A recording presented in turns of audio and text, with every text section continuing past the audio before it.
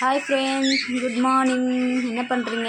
இன்னைக்கு பாருங்களேன், காலையில் இருந்தாச்சே டீ குடிச்சிட்டோம். அடுத்த சமையல் வேலை ஆரம்பிச்சுட்ருக்கோம். அவன் என்னடனா காலைங்கத்திலே ஃபோன் பார்த்துட்ருக்குறா. என்னடி பண்ணுற? சரி வாங்கி தரேன்.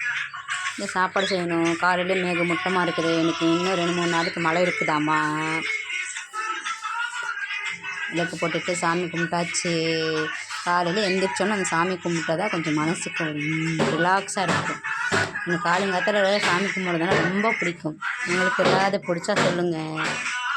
என்னடா பண்ணுற? பக்கத்து வீட்டு பையன். எதுக்கு நிற்கிற? டான்ஸ் ஆடு. சாப்பாடு செய்ய போகிறோம். என்ன சாப்பாடு?